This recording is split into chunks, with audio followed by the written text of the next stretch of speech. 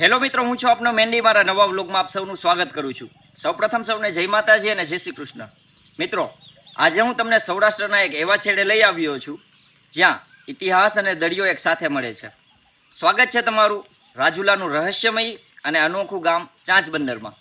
આ ગામનો વિસ્તાર પક્ષીની ચાંચ જેવો આકાર ધરાવે છે અને સાથે અહીંયા દરિયા કિનારો આવેલો હોવાથી આ ગામ ચાંચ બંદર તરીકે ઓળખાય છે.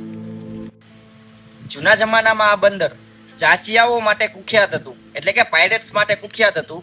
અહીંના પથરાર અને સુરક્ષિત સ્થાનોને લીધે ચાંચિયાઓ અહીં સંતાઈને રહેતા. ગુજરાતીમાં વપરાતા ચાંચિયા શબ્દ આ ગામના ઇતિહાસ સાથે જોડાયેલો છે અને આ ગામની નજીકમાં દરિયા કિનારો આવેલો હોવાથી આ ગામ ચાંચ બંદર તરીકે ઓળખાય છે.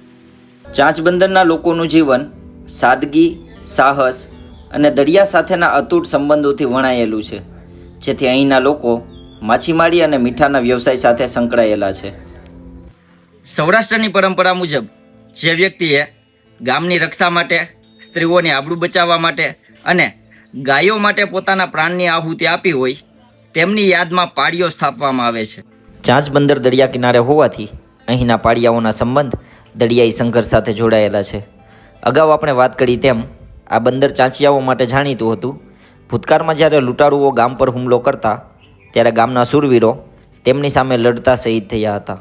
તો ચાલો મિત્રો, આજે આપણે ચાંચ બંદરમાં આવેલ એક ઐતિહાસિક ધરોહર એટલે કે ચાંચ બંગલા વિશે વાત કરીએ, જેને વિજય મહેલ તરીકે પણ ઓળખવામાં આવે છે.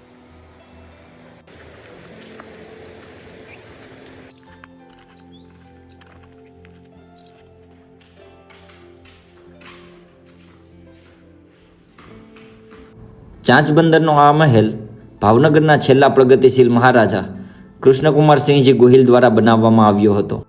આ મહેલનું બાંધકામ 1945માં શરૂ થયું હતું અને તેને પૂર્ણ થતાં લગભગ 10 વર્ષ લાગ્યા હતા. તમને જાણીને નવાઈ લાગશે કે આ મહેલમાં કુલ 88 રૂમ છે. દરિયાની વચ્ચે આટલી મોટી ઇમારત બનાવવી એ તે સમયે એક એન્જિનિયરિંગ ચેલેન્જ હતી.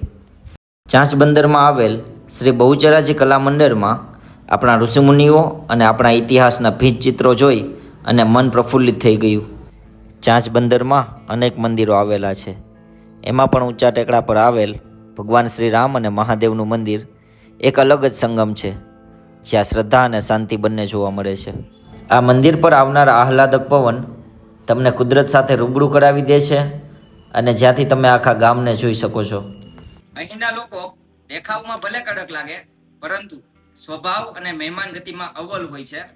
આઈ હોપ કે તમને ચાંચ બંદરનો આ વિડીયો ખૂબ સારો લાગ્યો હશે અને આવા જ બીજા વિડીયો જોવા માટે મેન્ડીઝ વ્લોગ્સને ફોલો કરો અને ચેનલને લાઇક, શેર અને સબસ્ક્રાઇબ કરવાનું ભૂલતા નહીં. થેન્ક યુ સો મચ અને હવે આપણે મળીએ આવતા વ્લોગમાં. જય માતાજી.